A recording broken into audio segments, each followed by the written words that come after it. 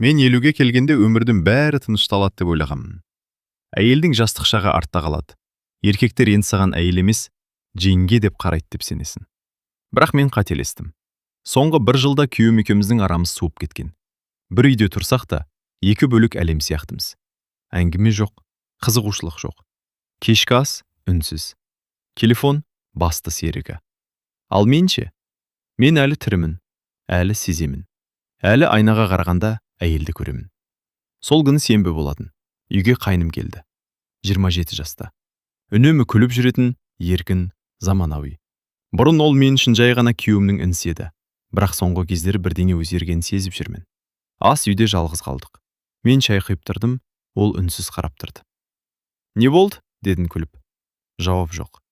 Тек көзқарас. Баяғы еркін жігіттің емес, ер адамның көзқарасы. Мен ыңғайсызданып кеттім. Шайды ал да, отырсайшы дедім. Ол жақындап келді. Қолынан кесені алғанда саусақтары менің қолыма тиіп кетті. Кәдімгі кездейсоқ тиісу емес. Сәл ұзақ. Денемнен тоқ жүргендей болды. Жеңге, сіз өзгеріп кетіпсіз, деді ол баяу. Қалай, қартайып кеттім бе? Деп қалжыңдадым. Жоқ, керісінше, сізге біртүрлі жарасып тұр бәрі. Жүрегім бір сәт тоқтап қалғандай болды. Мен мұндай сөзді соңғы рет қашан естідім? Күйеуіңнен бе? Жоқ, ешкімнен. Кешке дастархан басында ол маған анда-санда қарап қояды. Басында мән бермеуге тырыстым. Бірақ әр қараған сайын жанымда бір жылу пайда болады. Түнде ұйықтай алмай жаттым. Жай елес шығар. Өзім ойлап жүрін, деп өзімді жұбаттым. Сағат 00:43. Телефоным дір етті. Бейтаныс номер емес. Ол. Ұйықтадыңыз ба? Жүрегім тарс-тұрс. Жауап бермеймін деп шештім. Бірақ 1 минуттан соң тағы хабарлама келді. Бүгін сізге қарағаным үшін ұялмаймын. Көптен айтқым келіп жүр. Менің демім тарылды. Экранға ұзақ қарадым. Жауап жаздым. Өшірдім. Қайта жаздым. Соңында тек бір сөз жібердім. Не айтқың келді? Бірден жауап келді. Сізді бұрыннан басқа көзбен көрем. Дүние тыныш қалды. Мен телефонды кеудеме қысып, көзімді жұмдым. Бұл жай қызығушылық па? Әлде қауіпті бастама ма? Бір ғана нәрсе анық еді. Ертеңгі күн бұрынғыдай болмайды. Таңертең айнаға ұзақ қарадым. Кеше түнгі жазысқанымыз түс сияқты. Бірақ телефонды ашқанда бәрі орнында тұр. Оның сөздері. Менің қысқа ғана жауабым. Сізді бұрыннан басқа көзбен көрем. Жүрегім тағы да шым етті. Ас үйге түстім. Күйеуім жұмысқа асығып жүр. Әдеттегідей салқын. Маған қарамайды да. Ал мен болсам бір түнде өзгеріп кеткендеймін. Сағат 10-дар шамасында есік қоңырау соғылды. Ол. Ағам үйде ме? Деді сабырлы үнмен. Жоқ, жұмыста, дедім. 1 секундтық үнсіздік. Онда кірейін бе? Неге жоқ демедім?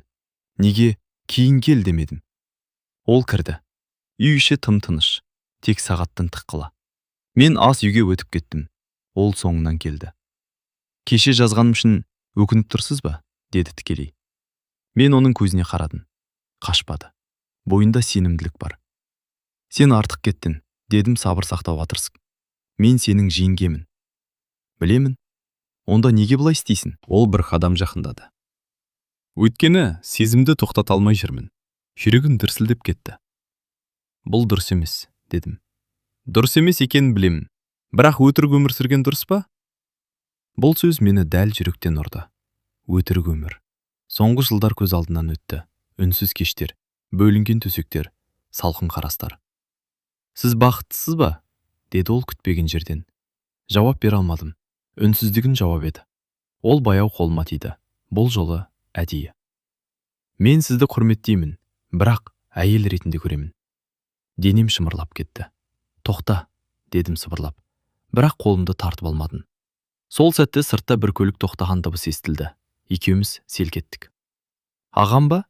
Деді ол сыбырлап. Жүрегім аузыма тығылды. Терезеден қарадым. Жоқ, көршінің көлігі. Терең дем алдым. Бірақ әлгі қысқа қорқыныш мені шындыққа қайтарды. Бұл қауіпті, дедім. Өте қауіпті. Ол бір сәт үнсіз тұрды. Қауіпті болса да, сізден алыстай алмаймын. Сол кезде телефоным шыр етті. Экранда күйеуімнің аты. Қайдасың? Үйдесің бе? Мен қайнысыма қарадым. Ол маған. Ауа ауырлап кетті. Жауап беріңіз, деді ол жай ғана. Мен телефонды көтердім. Иә, үйдемін, дедім. Ал дәл сол сәтте қайным менің білегімнен ұстап, саусақтарымды қысып тұрды. Күйеуім ар жақтан. Түсті ерте келуі мүмкін, деді. Жүрегім тоқтап қалғандай болды. Қайным менің көзіме қарап, жай ғана сыбырлады. Онда асығу керек. Телефонды қойған сәтте қолым дірілдеп тұрды. Түсте келуі мүмкін, дедім мен сыбырлап. Ол маған бұрынғыдан да жақын тұр. Арамызда бір қадам ғана.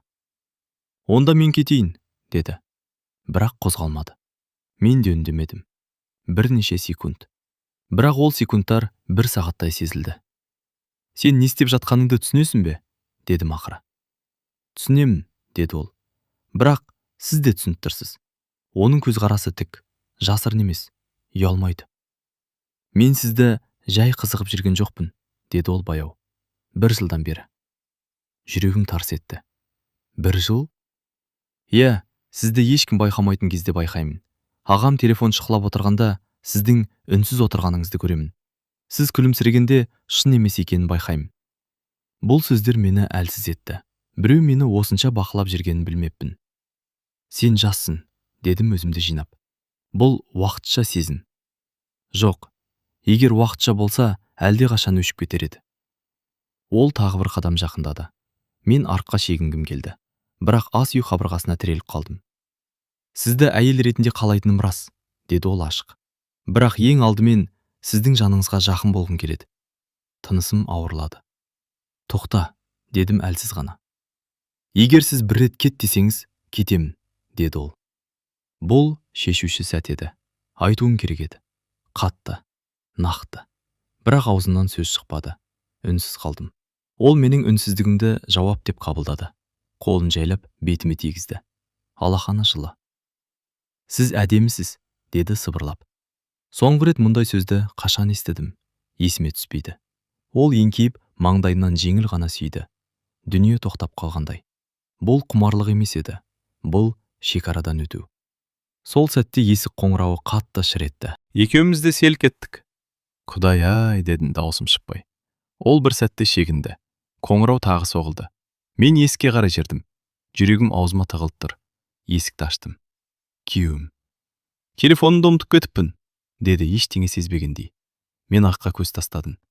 Қайным қонақ бөлмеде сабырлы қалыпта отыр. Бейне бір ештеңе болмағандай. Күйеуім ішке кірді. Сен әлі осындасың ба? Деді інісіне. Иә ағаң, жол жөнекей соға салдым, деді ол тым-тыныш. Мен ас үйге өтіп кеттім. Қолым дірілдеп, стакан құлап кете жаздады. Күйеуім маған қарап, не болды саған? Деді күдікпен. Ештеңе, басым ауырып тұр, дедім. Қайным есікке қарай беттеді. Шығар алдында бір сәт маған қарады. Сол көзқараста шешім бар еді. Бұл енді жай флирт емес. Бұл басталып кеткен нәрсе. Есік жабылды. Күйеуім мені біраз қарап тұрды. Сен біртүрлі болып жүрсің, деді ол ақырын. Мен үндемедім. Ішімде бір ғана ой. Бүгін біз шекарадан өттік. Кері қайту бар ма? Сол күннен кейін бәрі өзгерді. Үй іші бұрынғыдай емес. Күйеуім маған ұзақ қарап қоятын болды. Әсіресе телефонымды қолыма алған сайын. Ал ол, қайным, 3 күн хабарласпады. 3 күн. Бірақ дәл сол үнсіздік мені мазалады. 4-ші күні кешке қысқа ғана хабарлама келді. Сөйлесуіміз керек. Бүгін, жалғыз. Жүрегім зу ете қалды. Жауап жазбай ұзақ отырдым. Бірақ кешкісін дүкенге шығам деп үйден шықтым. Сыртта жаңбыр құйып тұр екен. Күздің салқын иісі. Көше бұрышында оның көлігі тұр. Мен жақындағанда есікті ішінен ашты. Отырыңыз, деді қысқа ғана. Көлік ішінде жылы, бірақ ауа ауыр. Бірнеше секунд үнсіз отырдық. Тек жаңбырдың әйнекке соғылған дыбысы. Неге жазбай кеттің? Дедім ақыры. Өйткені сізге қысын жасағын келмеді, деді ол. Бірақ үндемей де жүре алмаймын. Мен терезеге қарадым. Біз не істеп жүрміз? Дедім сыбырлап. Шындықты мойындап жеміз. Бұл шындық емес, бұл қателік. Ол маған бұрылды. Егер қателік болса, неге мені көргенде деміңіз өзгереді? Жауап бере алмадым. Сіз бақытсызсыз, деді ол анық. Мен оны көріп жүрмін. Сен менің өмірімді білмейсің. Білемін. Сіз үнсіз қалғанда бәрін айтасыз. Бұл сөз тағы да жүрегімді дәл тапты. Кенет ол қолымды ұстап алды. Бұл жолы мен тартпадым. Мен сізді біреуден тартып алғым келмейді, деді ол. Бірақ сіз өзіңізді жоғалтып барасыз. Көзіме жас келді. Жаңбыр сыртта күшейіп кетті. Неге мен? Дедім. Өйткені сіз нағыз әйелсіз. Жасыңыз үшін емес, көзқарасыңыз үшін, тыныштығыңыз үшін, күшіңіз үшін. Мен оны тоқтатқым келді, бірақ сол сәтте ішімдегі бір бос кеңістік толып жатқандай болды. Ол баяу еңкейіп, бетінен емес, бұл жолы ернінің шетіне жақын тоқтады. Егер тоқта десеңіз, тоқтаймын, деді сыбырлап. Тағы сол шешім, тағы сол үнсіздік. Бірақ бұл жолы мен көзімді жұмдым. Ол ернімнен сүйді, ұзақ емес, бірақ анық. Кері шегінетін шекара сол сәтте бұзылды. Мен демімді әрең алып отырдым. Бұл дұрыс емес, дедім әлсіз. Бірақ шынайы, деді ол. Сол сәтте телефоным шыр етті, экранда күйеуім. Қайда жүрсің?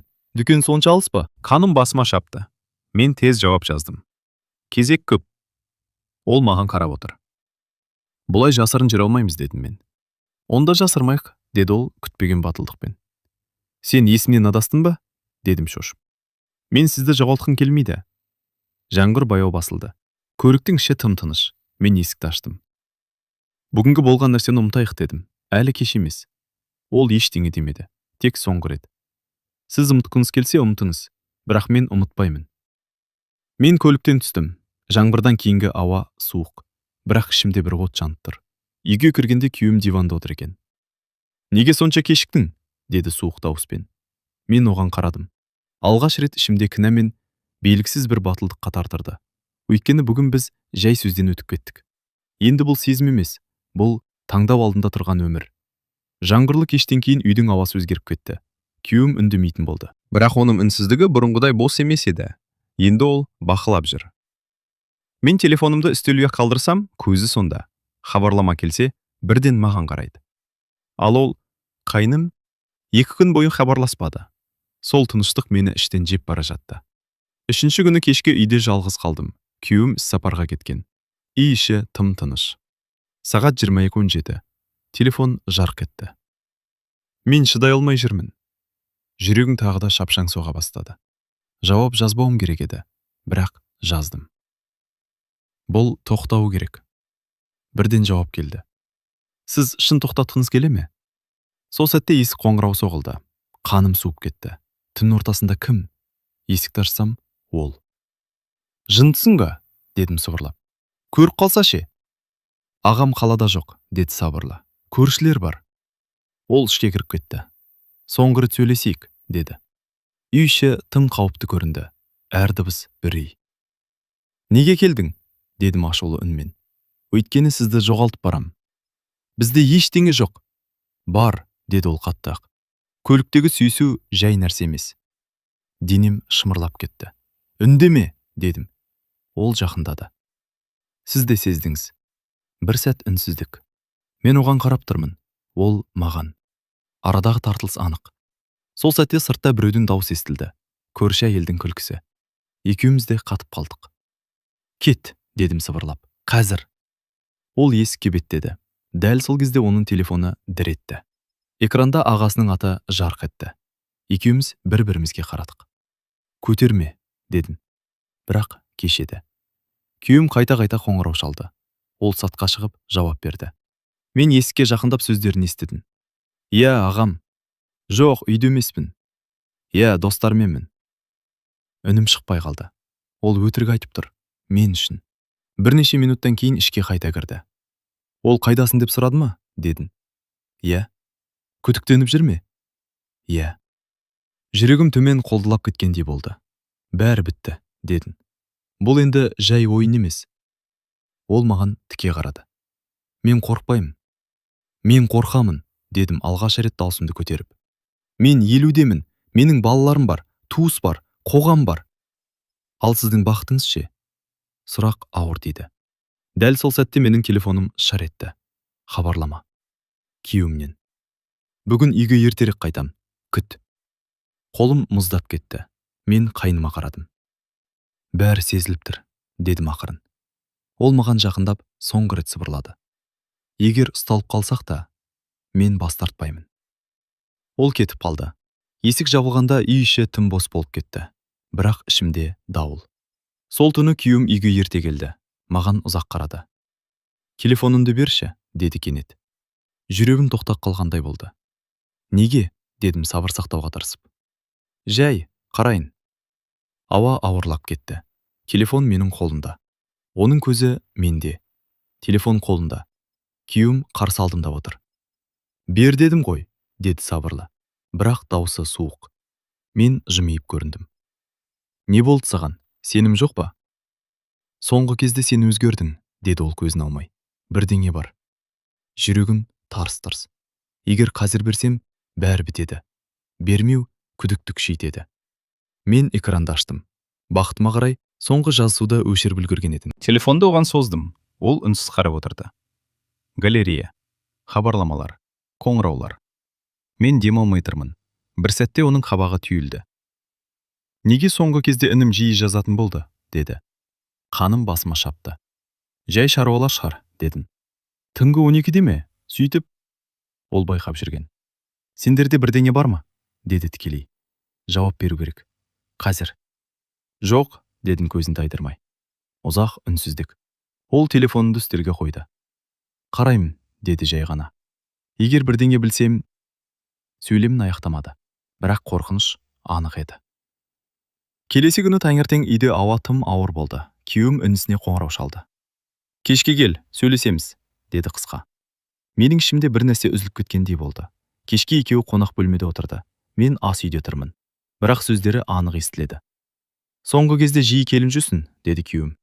Не болды? Деді қайным салқын. Жеңгеңмен сөйлесіп жүрсің бе? Үнсіздік. Менің алақаным теріліп кетті. Иә, сөйлесем, деді ол. Неге? Қалай сөйлесесіңдер? Қалай дегенін? Күйеуім даусын көтерді. Еркек сияқты жауап бер. Тынысын тоқтап қалды. Аға, деді ол сабырлы. Егер бірдеңе сұрағың келсе, тура айт. Ұзақ пауза. Сосын, сен менің әйеліме көз салып жүрсің бе? Жүрегім жарылып кеткендей болды. Үй іші өлі тыныш. Мен есік жаққа жақындадым. Дауыстар анық естіледі. Қайным біраз үнсіз қалды. Сосын жай ғана. Егер солай болса ше? Сол сәтте тарс еткен дыбыс шықты. Күйеуім оны икеріп жіберді. Есімнен адастың ба? Мен жүгіріп кірдім. Екеуі бір-біріне қарсы. Тоқтаңдар, дедім айқайлап. Күйеуім маған бұрылды. Сен айт, деді ашумен. Айт шындықты. Бүкіл өмірім сол секундқа сиып кеткендей. Айтсам, бәрі құлайды. Айтпасам, өтірік өмір жалғасады. Қайным маған қарап тұр. Көзінде қорқыныш жоқ. Тек шешім. Мен, дедім. Даусым шықпай қалды. Күйеуім айқайлады. Жауап бер. Мен көзімді жұмдым. Бір секунд. Бір ғана сөз бәрін өзгертеді. Мен, дедім тағы. Екеуінің көзі менде. Қайным тыныш. Күйеуім ашулы. Бұл секундта мен екі өмірдің ортасында тұрдым. Ештеңе болған жоқ, дедім ақыры. Үнсіздік. Қайным маған қарады. Көзінде бір сәттік ауыр реніш жылт етті. Бірақ, дедім даусым дірілдеп. Ол маған сезімім айтты. Бөлме іші жарылғандай болды. Не? Деп күйеуім айқайлады. Мен жасырмаймын, деді қайным бірден. Иә, мен оны ұнатамын. Тарс. Күйеуім жұдырығымен інісін ұрып жіберді. Мен айқайладым. Тоқта! Екеуі жаға жыртысып кетті. Үстел құлап, орындық аударылды. Ол менің әйелім, деп айқайлады күйеуім. Ол зат емес, деп айқайлады қайным. Бұл сөз бәрін өзгертті. Күйеуім тоқтап, маған бұрылды. Сен де соны қалайсың ба? Деді тісін қысып. Мен үндемедім, бірақ үнсіздік жауап еді. Күйеуім артқа шегінді, көзі суып кеткен. Демек, бар екен ғой, деді баяу. Қайным орнынан тұрды. Мен оны мәжбүрлеген жоқпын, деді. Ол да сезеді. Үндеме, деп айқайладым мен. Өйткені бұл шындықты дауыстап айту тым ауыр еді. Сол сәтте есік ашылды. Енем. Ол айқай-шуды естіп кірген. Не болып жатыр? Деді шошып. Үшеуміз үнсіз қалдық. Күйеуім ашумен. Сұра мына екеуінен, деді. Үй ішінде дауыс түсініксіз айқай, көз жасы. Енем маған қарап, ұялмайсың ба? Деді. Бұл сөз мені тіліп өтті. Бір сағат ішінде бәрі белгілі болды. Туыстарға хабар кетті. Телефондар шырылдай бастады. Мен ортада тұрмын. Бір кезде қайным дауыстап айтты. Егер ол менімен кетем десе, мен дайынмын. Бөлме тағы да жарылғандай болды. Күйеуім күліп жіберді.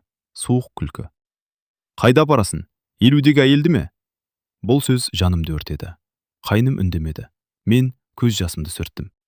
Тоқтаңдар, дедім ақыры. Бұл менің өмірім. Бәрі маған қарады. Иә, ол сезімін айтты. Иә, мен шатастым. Бірақ ешкім мені зат сияқты талқыламайды. Үй іші тыныш. Мен кетемін, дедім. Қайда? Деді күйеуім. Қазір бәрінен алыс.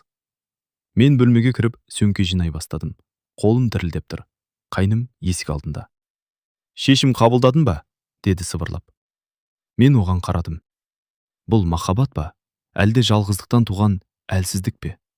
Бірақ бір нәрсе анық еді. Бұл үйде мен енді бұрынғы әйел емеспін. Сөмкемді алып есікке беттедім. Артта айқай, реніш, күйреген отбасы. Ал алдында белгісіздік.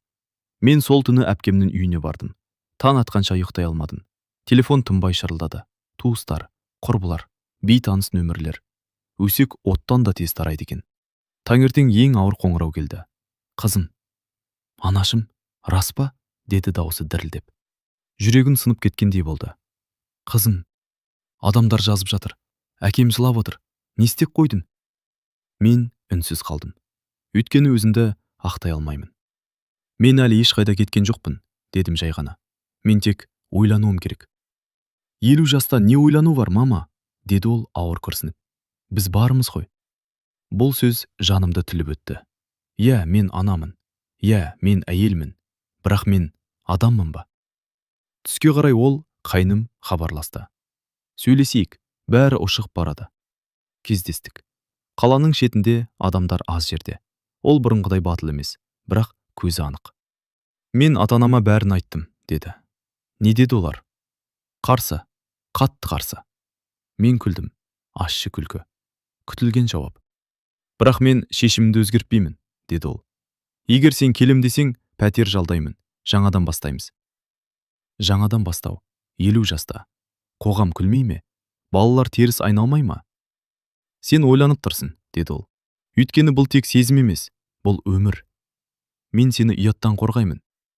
Қоғамнан қорғай алмайсың, дедім. Ұзақ үнсіздік. Сен мені шын қалайсың ба? Дедім кенет. Ол бір секунд кідірді. Иә. Жай құмарлық емес пе? Жоқ. Ертең 10 жылдан кейінше? Ол жауап бере алмады. Міне шындық. Мен оның көзінен махаббат көрдім. Бірақ тәжірибе көрмедім. Кешке күйеуім хабарласты. Дауысы бұрынғыдай ашулы емес. Үйге қайт, деді жай ғана. Бәрін ұмытамыз. Ұмыта аласың ба? Дедім. Білмеймін, бірақ сенсіз де болмайды. Бұл сөздерде ауыр еді. Бір жағымда жас жігіттің оттай сезімі, екінші жағымда жылдар бойы бірге тұрған адамның үнсіз тәуелділігі. Мен көше бойымен жалғыз жүріп келемін. Адамдар өз тіршілігімен, ал менің ішінде сот жүріп жатыр. Сол сәтте қайнымнан соңғы хабарлама келді.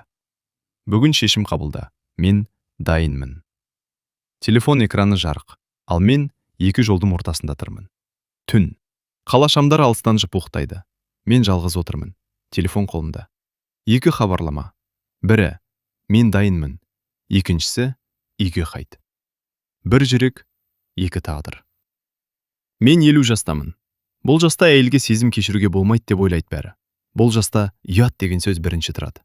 Бірақ сол түнде мен бір нәрсені түсіндім. Мен тек біреудің әйелі немесе біреудің анасы ғана емес екенмін. Мен өз өмір бар адаммын. Мен алдымен қайныммен кездестім. Ол күтіп тұрды, көзінде үміт. Шештің бе, деді. Мен оған ұзақ қарадым. Иә, мен оның қасында өзімді тірі сезіндім. Иә, ол мені әйел ретінде көрді. Иә, менің жүрегім дүрсілдеді. Бірақ бұл сезім шын, дедім баяу. Бірақ бұл бастама ғана, ал өмір ұзақ. Ол үндемеді. Сен мені бүгін жақсы көресің, ертең де мүмкін. Бірақ мен саған ертең ауыр жүк болып қалғым келмейді. Мен олай ойламаймын, деді ол. Қазір ойламайсың. Жаңбыр иісі тағы да ауада. Мен сені бағалаймын, дедім. Бірақ мен өзімді бірінші рет таңдаймын. Ол түсінбей қарады. Мен ешқайсыңды таңдамаймын. Үнсіздік. Мен бөлек кетемін, дедім анық. Біраз уақыт өзіммен боламын. Оның көзінде ауырлық пайда болды. Демек, біз біттік пе? Біз ешқашан басталмадық. Бұл сөз екеумізге де ауыр тиді. Ол басын изеді. егер бір күні өкінсең, деді, онда да бұл менің таңдауым болады, дедім. Келесі күні күйеуіммен сөйлестім. Мен уақытша бөлек тұрам, дедім. Ол үшін бе? Деді ол. Жоқ, өзім үшін. Ол ұзақ үнсіз отырды. Қайтып келесің бе? Егер мені түсінсең, мүмкін. Бұл бірінші рет біз шынайы сөйлестік. Айқайсыз, кінәсіз. Бір ай өтті. Мен шағын пәтер жалдадым, жұмысымды көбейттім. Спорт залға жазылдым. Алғаш рет таңды тыныш қарсы аламын. Телефоным тыныш. Ешкімге жасырыну жоқ. Ешкімнің көлеңкесінде емеспін. Қайным кейде жазды. Қысқа ғана. Күйеуім де хабарласты. Сабырлырақ. Бірақ мен асықпадым. Өйткені бұл оқиға маған бір нәрсе үйретті. Жас айырмашылық емес. Қоғам сөзі емес. Еркектің назарда емес. Ең қиыны өзіңе адал болу екен. Мен 50-демін, бірақ алғаш рет өзімді еркін сезіндім. Соғы.